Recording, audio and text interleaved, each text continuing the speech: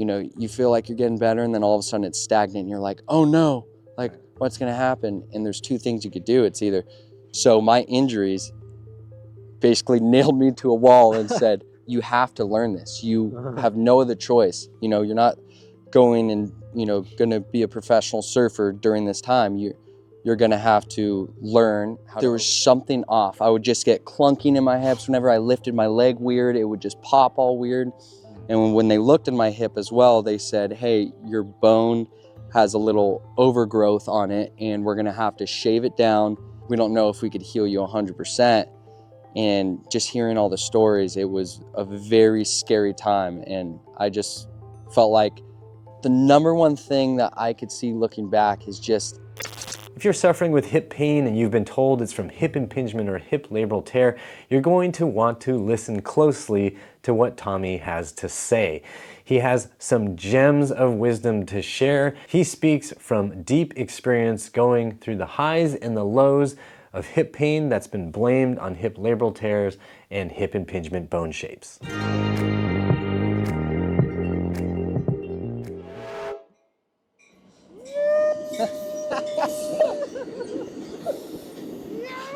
All right, Tommy, so thank you for joining me. Let's jump right into it. Can you describe what your life was like, what your hip pain was like, when it started, and all of that? yes. So about, I would say, might have been about 2 years ago or 2.5 years ago, I was surfing and I felt like I was just getting really bad hip pain in actually both hips. And the more I was surfing, and I was competitive surfing at the time where I would surf long sessions, and I just started getting this super sharp pain in one hip. And I just always felt like there was something off. I would just get clunking in my hips. Whenever I lifted my leg weird, it would just pop all weird. And then it was about, I think, like a month after this one surf contest, I decided to roll a little jiu-jitsu. And during that jiu-jitsu practice, it wasn't one specific move. It was just after practice, I felt a really sharp pain in my groin area. And from there, that's when I found out my hip was messed up. I didn't know what it was. And about a month went by and I just had this really sharp pain where it hurt to even lift my leg up. It was more than just the clinking. It was like every single time I walked, I felt like there was a click. I ended up going to a doctor and getting it checked out, and they gave me an MRI and found out it was a labrum tear in my hip.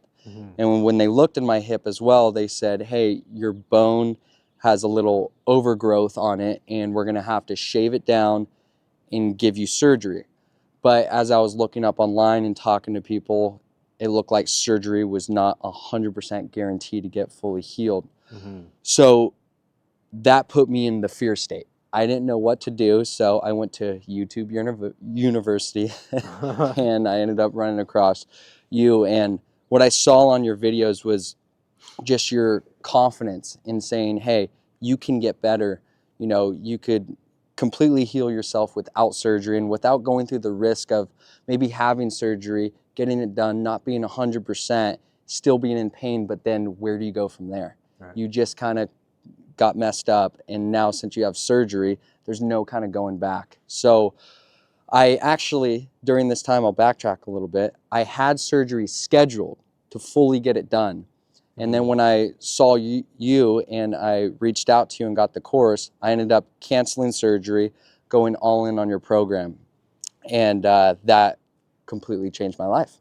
So let me back up here and just kind of ask, when you had this hip pain and you're seeing the doctor and he's saying your bones are all messed up, can you kind of talk about your mental state at that point? Like, what's going through your mind? What's happening for you emotionally when you're hearing this from the doctor? It was a really tough time. I was, you know, in just that fear state. I was depressed. I didn't think I was ever going to be able to do the things I loved again. Right. And that was a real hard pill to swallow when, you know, I would go to sleep at night and wake up in the middle of the night just going, I don't know if I'll ever do any of my sports I love. I don't know if I'll be able to, you know, pursue surfing or just enjoy life again. I was worried about even hiking. And at such a young age, I was just lost. And so that's why when I went to the doctor and they were like, hey, we could do this surgery, but we don't know if we could heal you 100%. And just hearing all the stories, it was a very scary time. And I just felt like as much as my parents were there and people were around me, you're by yourself. You feel lost, you know? And so that's why when I ran across your stuff and I saw the confidence in you and I saw that you knew what you were talking about, it gave me so much hope, you know, just to pursue that and be able to know that, hey, I could do a course that could completely change my life without going through that giant risk of surgery. Right. When you were looking at other stories, what did you see? Were you looking at YouTube videos of people who had surgery, or what did you come across? There was like a few YouTube videos I watched, but mostly reading stuff. That was like the main thing. I was reading a ton of stuff on just people not healing, people never getting back to normal, or you have to minimize the things that you do in your life. And that, I'm an adrenaline junkie. I'm an athlete. I love to do like extraordinary things, try to go get the biggest wave or go run up a mountain and stuff. So that was really heartbreaking for me. So that was where I found, you know, when I jumped on YouTube, I searched around, but I found you pretty quickly when I started looking at, you know, the hip problems and stuff. You were like one of the first guys that popped up. Got it. And so then you started in with the Healthy Hips program. And, you know, when we were talking earlier, I got the impression that when you started it and as you're doing it, you weren't 100% confident that this was going to work. Yes. Can you speak to that a little bit? Yes. So of course I had, you know, some faith to take that step to reach out to do the course. But of course, when you're going through something, it was that feeling deep down is like, is this really going to work? Does this guy even know what he's talking about? Right, which is fair. Yeah. This is totally fair. Yeah. And so that was definitely the thing in the back of my mind. So, you know, during that process of starting the course, I actually felt really good because when you take that first step where you're like, hey, my future could change, you're going to be happy. I started to feel a really good emotion inside, like, okay, this could be it. And then during the course, as I was, you know, doing my routines, you know, there was moments where it felt like it was stagnant, where I was like, I don't know if this is working. And that was one of those things where your mind starts playing with you a little bit, where it's like, you know, you feel like you're getting better and then all of a sudden it's stagnant and you're like, oh no, like what's going to happen? And there's two things you could do. It's either you stop doing your thing and you never get better, or you just keep pushing through. And luckily I, you know, just kept that mindset of, you know, it's going to work out. Just keep going. And then all of a sudden, you know, when I was at that stagnant point, it seemed like magically, you know, a few weeks later, I started to feel way better. And then that was my time where I really took off and realized I'm back. I'm so close to being back, and then 100% back. And now I'm doing my thing. But it was, I don't know, it's a weird process when you're going through it, because it seems like so long, and then you lose hope in the middle, and then all of a sudden you're back and you're like, forget almost about your injuries. When did this, so people understand, how old were you when you're going to the doctor to figure out what to do for your labral tear and your hip impingement stuff? Yeah, 19. Yeah, Okay. yeah, And 19. now you are how old? Now I'm 22. So you're 22, so it's been basically 3 years since that all started. You work, you surf. What have you accomplished since you were told your hip was basically doomed, that you needed to have surgery? What have you been doing since then? Well, since then I've, you know, been surfing a ton. I just got back from a trip to Indonesia. Surf for like 14 days on the entire trip, all day, every day. You know, that was something I never dreamed of, going through the process that I was. I would never expect I would be able to surf that much. You know, I thought maybe I would surf here and there, but I got the pleasure of just surfing every single day and my hip feeling fine. You know, I work construction, so I'll have to go on deliveries at some points and lift 75-pound, you know, heavy bags of deck mud. I still train jiu-jitsu here and there, and then I love to go hiking. So I'll go hiking and go in the hills, and so I pretty much have everything that I ever wanted, you know, back into my life. And so I'm so grateful for the process of going through that, because it gives you a different perspective on life. And now I get to enjoy the things that I'm doing way more. Because I was doing stuff back then, but until you go through something and get everything taken away from you, you never realize how grateful you are for the little things. Yeah. Yeah. So you felt deeply what it's like to lose the ability to do the stuff that you enjoy. And now you had to work to earn it back, right? You Yes. earned it, so now you can do it. Yes. Right. That's such a huge lesson. For anybody who is in your situation or who's in the situation you used to be in, do you have advice for them? And I'm not asking you to plug Upright Health or the course or anything, but is there advice you would give to somebody who's going through that mental struggle and that physical struggle? Yeah, I would just say, you know, the number one thing that I could see looking back is just make a plan and stick to it, and know that everything that you're going through is happening for a reason. You know, you have to look for the silver lining in those things. You know, whatever you believe in, God or the universe, I believe that they put you through these situations so you could learn and grow in life, and you know, excel later in life because of the situations that you went through. Right. And you recalibrate your mind to overcome things. Because like now in my life, going through all the things that I did, I feel like I can overcome challenges way easier because I had to go through that struggle and that pain of not knowing if I was going to be better and not knowing what was going to happen in my life. And now I've taken that mindset and switched it around, and going in my life now, it just is amazing when it comes to problem solving and just running into things in life, because there's always problems, there's always things, but you were forced with injuries to go through it and overcome it. And so the number one thing I would just say is just find the silver lining in it. Find whatever that situation is putting you through right now.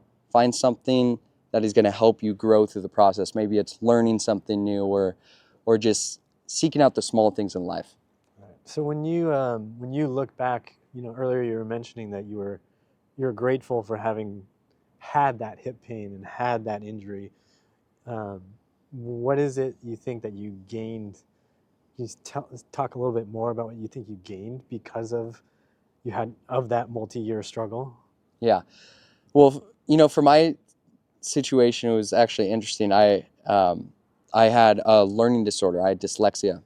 And so I always ran away from learning and trying to overcome that stuff. I never thought I was able to overcome anything like that. Interesting. So my injuries basically nailed me to a wall and said, you have to learn this. You have no other choice. You know, you're not going and, you know, going to be a professional surfer during this time. You're going to have to learn how to overcome this stuff. And it was really painful, where I look back and go, there's no way if I was healthy and good that I would have sat through the pain of trying to overcome those things and overcome those thoughts and stories and beliefs I used to tell myself. So now that I went through that, I feel like I just exploded in my life, and I feel so excited about learning and, you know, business and doing other adventures in life because I overcame those stories and beliefs through those hard times.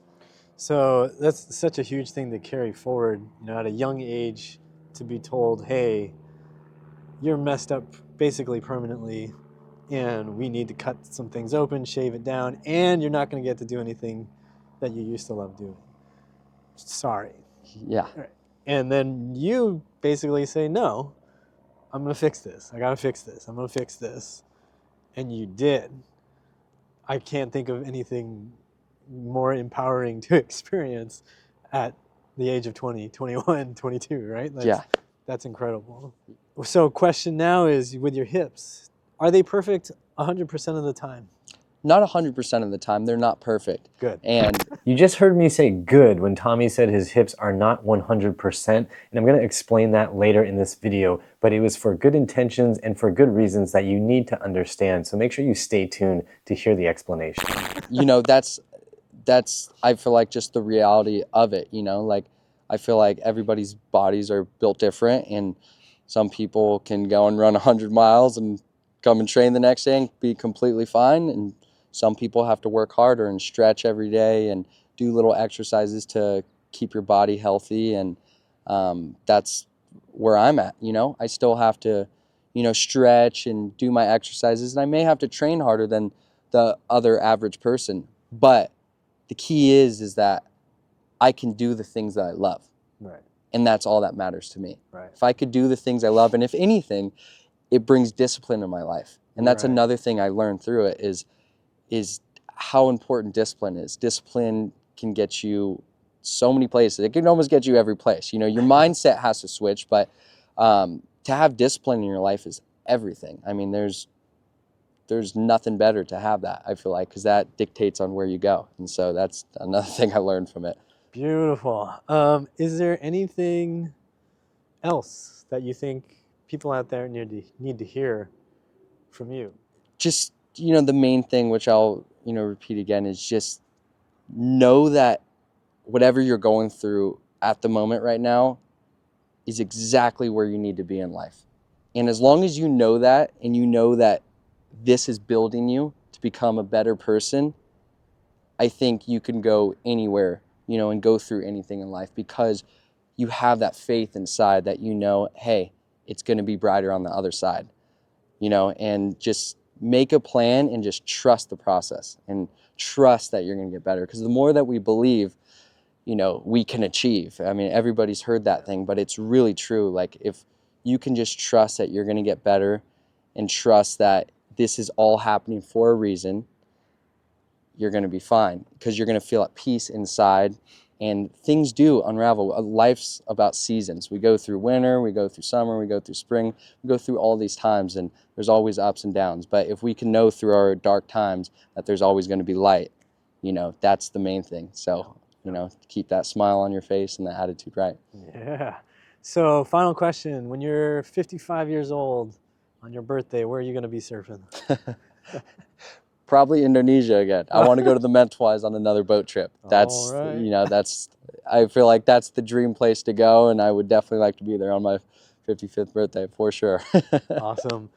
Thank you so much for sharing your story. If you're out there watching this, I hope it's helpful and inspiring to you. Yeah, and thank you, Matt, for being a phenomenal person and creating the course that completely altered my life, and I couldn't thank you enough for being where I am today. I appreciate it. You're welcome. Now, I promised I would explain why I said good when Tommy said that his hips were not 100% every single day. And the reason is I wanted you to hear that even when you get out of pain, you aren't out of hip pain forever. There is nothing in this world that will prevent you from feeling pain if you abuse your body. Yes, you could take a whole bunch of painkillers, but barring trying to numb the normal processes of your body, if you don't take care of your hips, if you don't train your body to be using its muscles in a balanced way and to be able to use the muscles in a balanced way, you should feel discomfort, and you will feel discomfort at some point in time. Pain is not something that is just to be avoided at all costs. Rather, you want to try to understand what pain is trying to tell you. It's a signal, and it could be a signal that something is off, something that you're doing is not actually keeping everything functioning well. So when you feel discomfort, you need to act. What Tommy has described is he is able to interpret the painful signals now. He understands, okay, well, if my hip doesn't feel good today, maybe it's because I surfed for 3 hours. Maybe it's because I was sitting on my butt all day yesterday. Maybe it's because I haven't been doing the hip training that I need to do. This is a really key mindset change that you need to make, and it's one that Tommy talked about, and it's why I said, yeah, when your hips hurt on an infrequent basis, that's good, because things are actually working the way they're supposed to. And most importantly, his mind is now more resilient, because the message he was getting before was, pain means you are permanently damaged and deformed and need somebody to save you. Now he understands, oh yeah, I got some hip pain and discomfort. I need to do some work for myself, on myself. I hope you found this video helpful and inspiring. If you're looking for more resources to help you with your hip pain, be sure to check out the description box down below for helpful links. And if you want to check out the program that Tommy used to heal his hips himself, then be sure to check out the Healthy Hips program, which you'll find on my website. The link will be also in the description box and right here on screen. If this video has helped you, click the like button, subscribe because I have more great videos like this coming soon, and share it with somebody you know who is suffering with hip pain too. If you're looking for more free videos to help yourself or somebody else, please check some of these out here. And as always, I hope you remember that pain sucks, life shouldn't.